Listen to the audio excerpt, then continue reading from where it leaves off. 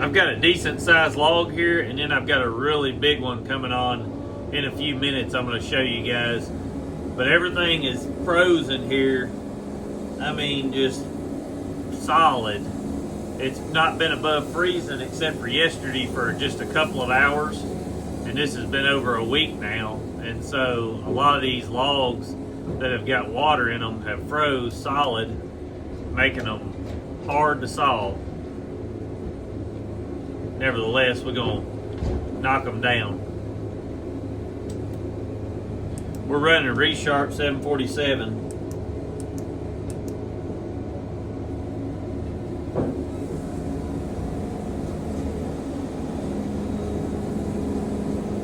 Sound like I just hit something in the front of that log. I can see a few sparks.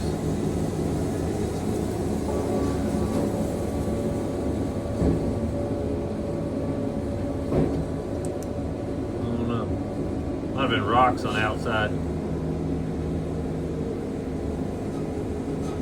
No, there's a nail or something in there.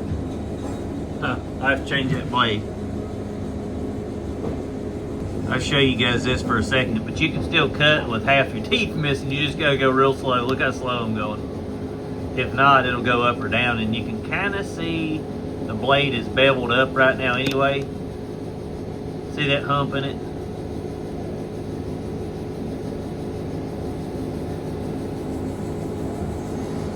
Alright, let me get this blade changed. We'll figure out what was in this thing. This is one of the things that's frustrating, is the loggers knew this. And we go through these so fast we don't even check all of them. But look at here. That logger knew that was sticking out of there. They had folded it down and hit it, with a hammer. You can see here, they hit it with a hammer to try to beat it in the wood so it wouldn't be seen. See that little crack right there where it was shoved down in? And we didn't see it, but it's here, all in through this, in the front of this. And so we're just gonna cut the whole front of this log off and leave it at 10 foot. But just absolutely annoying. We get that about once a week where a logger's done that. And we've had to have serious talk. We had to cut this back to 8 foot because it had fence in it, like I was showing, all the way back to there. All right, so we got that cut out, and now we're cutting back down to where we was at. That thing was a mess at the front. You can see the big chunk laying there in the floor.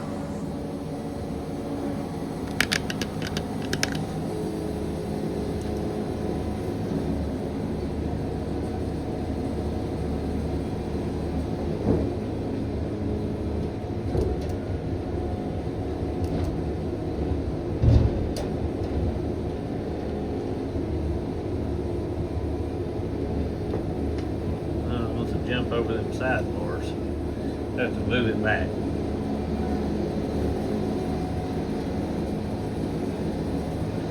See if I can grab it there.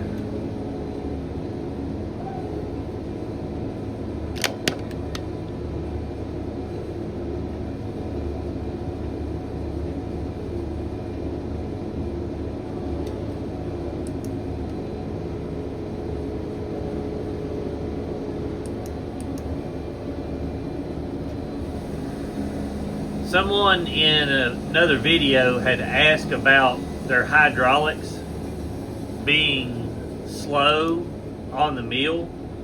If you're running a fluid that is other than Wood-Miser's or a high-end multi-viscosity oil, what happens is it slows. This system is pretty it has drastic changes in the oil temperature, because if it's really cold out, the temperature starts out cold, and then the fluid has to get hot as it goes, and you're working this mill constantly, so the hydraulics are heating up, cooling down, heating up, cooling down. And so when people ask me about their hydraulics, usually it's one of two things. If it's in a valve, then it'll do it You know, depending on what function you're using. If it's, you know, the head, it'll be in one of your head valves. If it's one of the bed valves, it'll be in one of your bed valves. But you've got different valves for each one, and those are on the front right. But if it's not a valve and you're just seeing it for a little bit, like your fluid takes a while to get heated up, it's because you don't have, either you need a fluid change or you're running a cheaper fluid that doesn't, you know, one, it's aerating itself because it's heating up so much it's foaming, or two, it doesn't do well when cold and it stays real thick. A good multi-viscosity oil, which is what these require, because there's so many drastic changes in the fluid that it needs a very optimized fluid in the system. So if you're getting, you know, drastic differences from the time you start it up and the time you're running it, like, you know, an hour, then you probably need a fluid change and a filter change. You can also check the suction side on the very bottom. There's a screen in that. That screen can get debris in it if you've changed fluid or hoses or something and you didn't know it and got debris in it. I got another monster log for you guys. It's almost as tall as the arms are right there. I gotta let it down slow.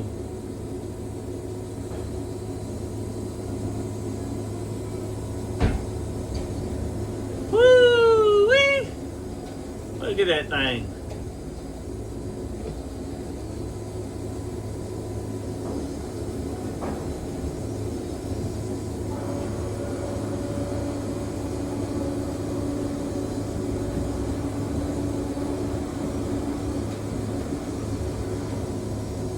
See if we can get around it. Propping that front up will let them arms bring it on over. I'm gonna have to change the blade, but I was gonna get some of this ice off with this blade since I've already dulled it. That ice is killer on them.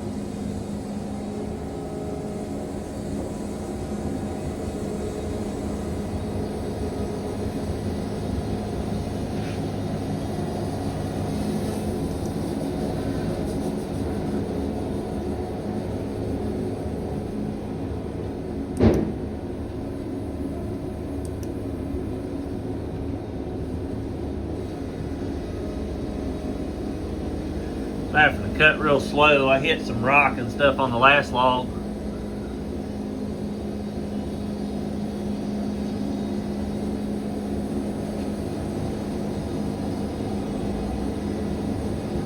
You can always tell if your blade's dull when it comes out of the log, if it kind of burps up.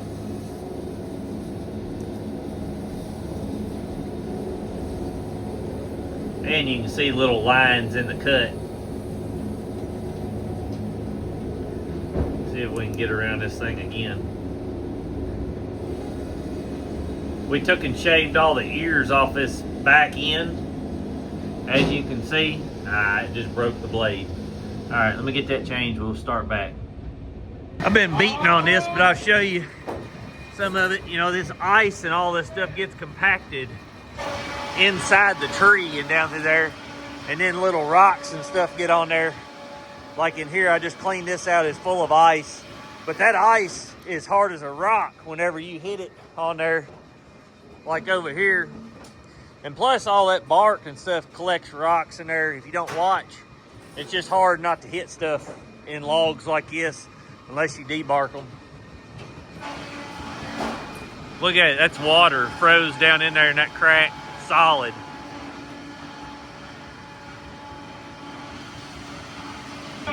Here, look at how hard this is. I mean, it's just like rock. That's where that was busted right through there, and that water got down in there and it just froze. And I mean, it's just absolutely hard.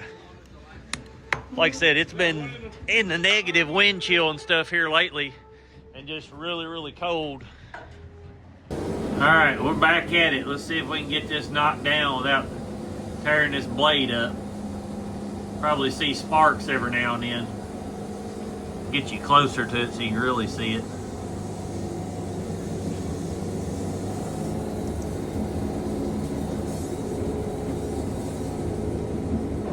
This on the big end was 46 or something before we cut the ears off from like outer ear to outer ear.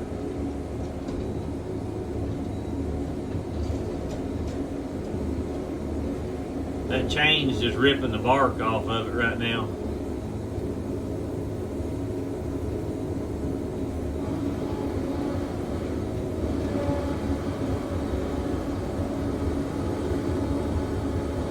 Let's see.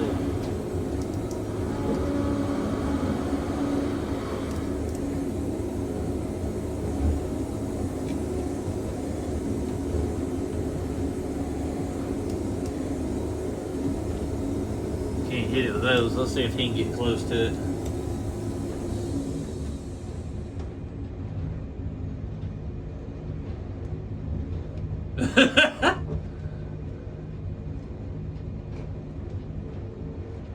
That thing is soft on the outside in the bark, but then it's hard on the inside, so it...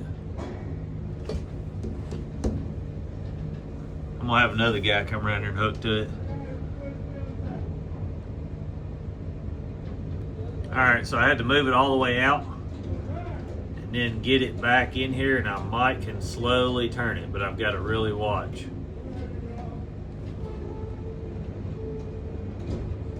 As soon as that thing slips, which it just did, it's hard to...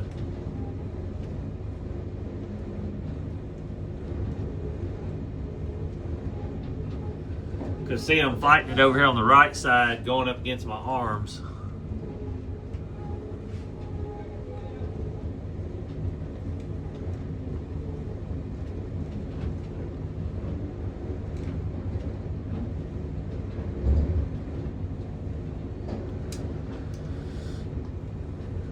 Let's see.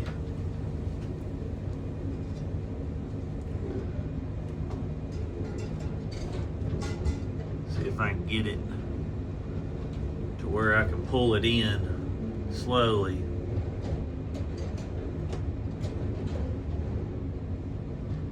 Cut some of this back ear off.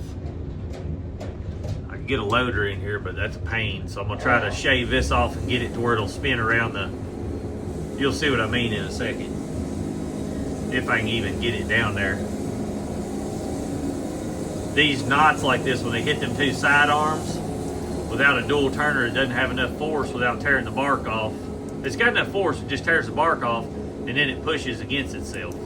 So I don't want to really cut it off. I don't know if I can get down that or not.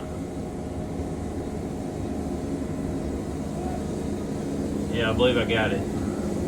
So what I'm trying to do is cut this side off over here so it'll roll easier when it goes into them arms.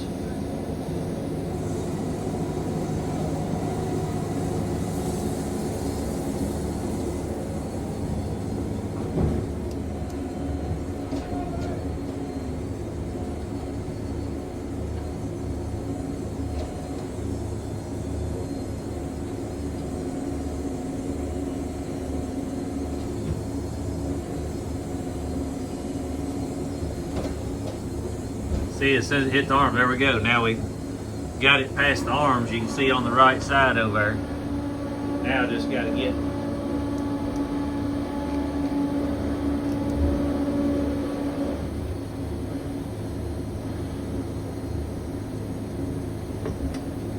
get it spun up her the rest of the way.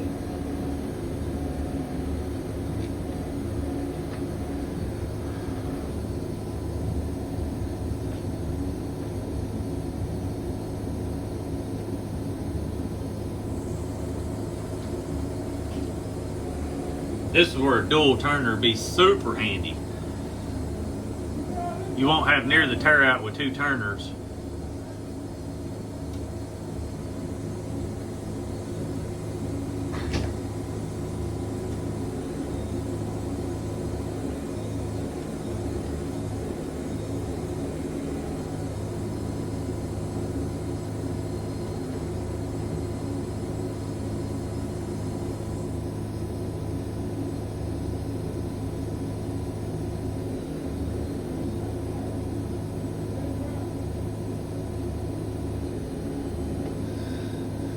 Let's see.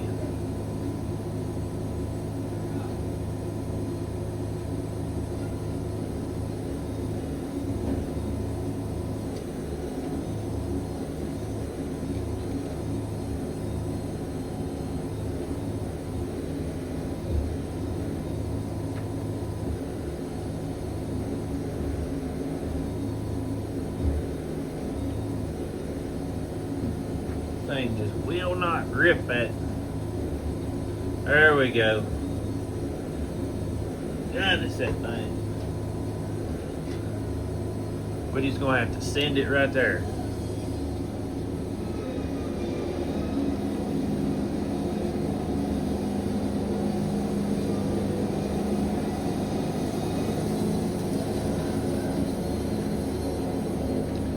Sometimes them things are just a pain in the tail. That's why if you're going to saw oversized logs, you better be making good money to do it, because it's really hard on mills. Plus you can bend your log clamp, wears your chain turner out.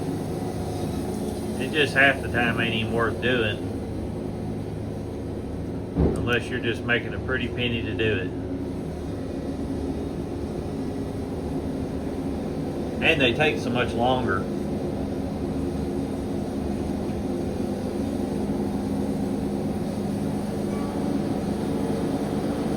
Now if you have like a 4500 or a 5500 with dual turners and stuff like that, it would be a whole lot easier to saw big material on one of them, as you know, compared to a Super 70.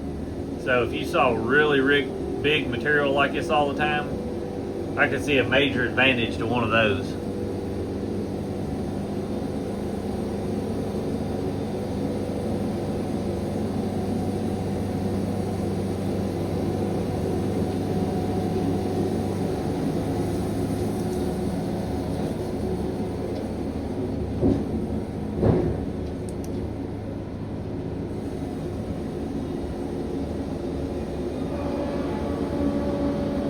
We got this thing whooped now. I've got this right side cleared up over here. It's beveled at the top where I had to shave that, so it has a little bit of a diamond to it. But for the most part, I've got it to where I should be able to turn it a lot easier, getting some of this weight off of it. Make some wild looking boards on there.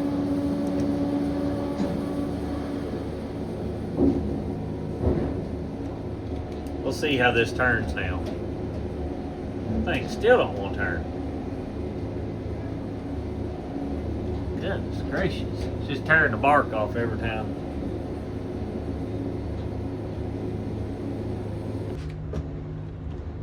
Tighten my chain turner a little bit, see if I can get it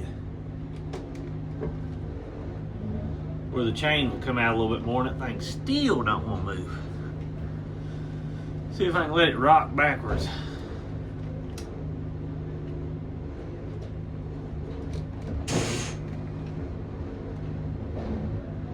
Sometimes a little bit of shift in there will help. That thing.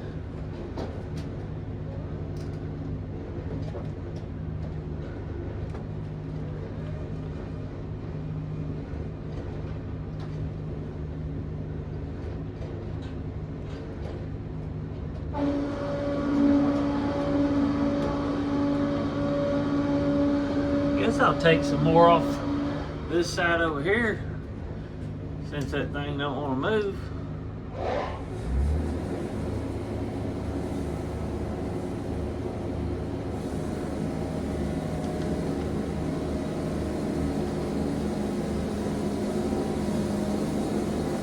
Thing's driving me nuts.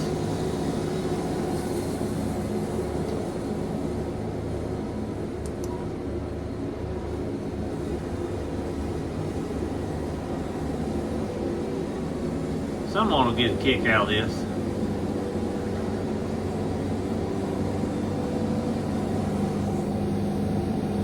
Get y'all some close-up.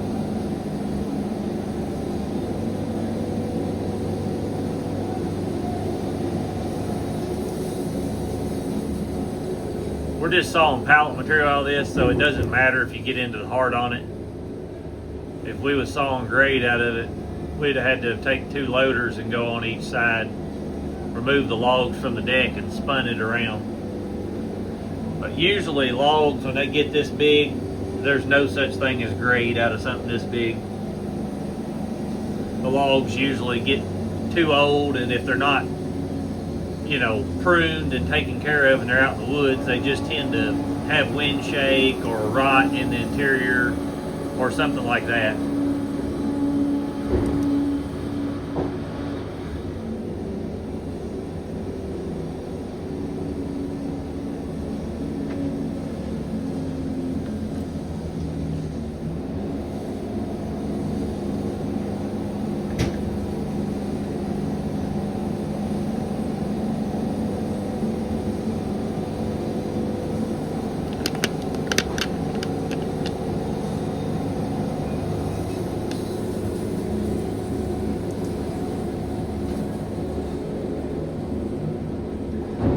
This thing's as wide as you'd want on any mill.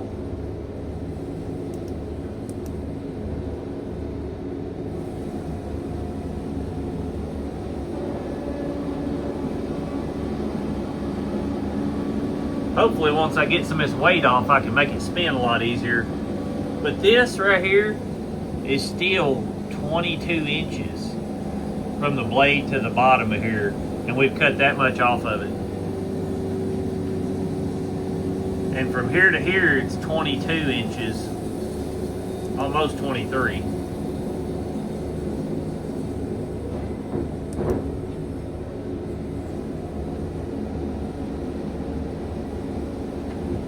Look at the wild look in that lumber.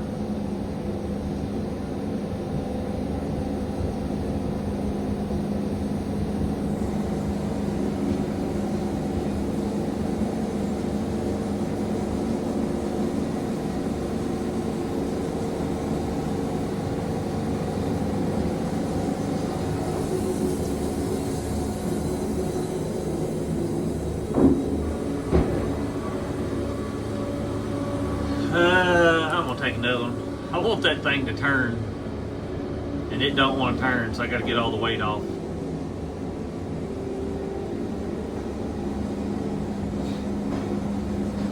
Even if you was wanting to get grade out of the outside, you could have an edger man take this here, make pallet from here over, and then get a board out of that, out of the outer side if you wanted to.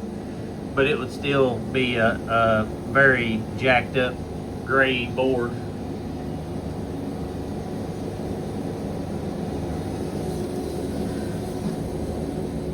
Alright, you guys think it'll turn? We're gonna try it. That's still a massive log. Woo! Got it.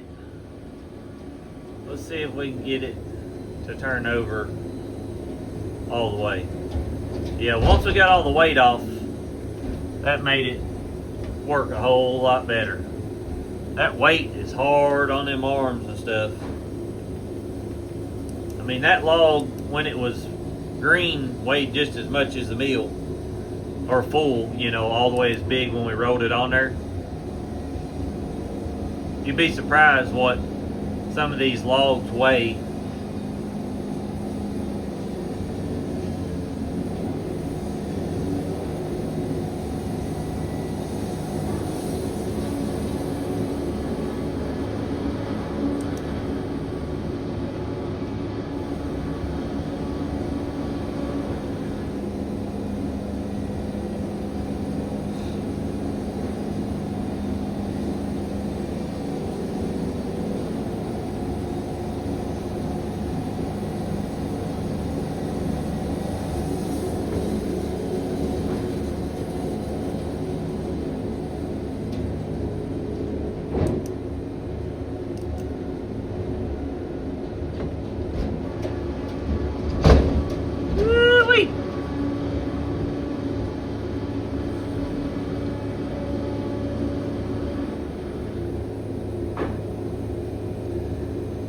See where the top of that's shaved a little shorter.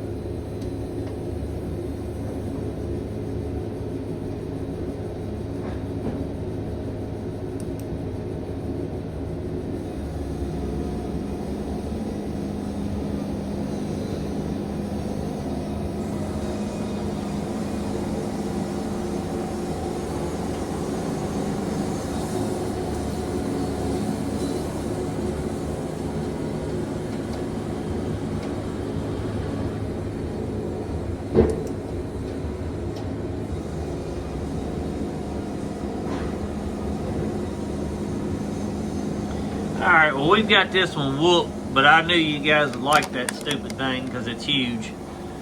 Hope this helps some of you guys if you're deciding on cutting massive logs or someone brings you something like that. You know, it sounds good in theory for a lot of people, but, you know, you really need to, if you're doing something like that, especially like in a custom sawmill setting, and you don't have, I mean, if you get that thing on your mill and you got a log deck in there and you don't have big loaders and stuff to get in there and move it around, you could get in a pickle real fast. That's not something I'm worried about, but for a lot of people, there's so much that goes into cutting these big logs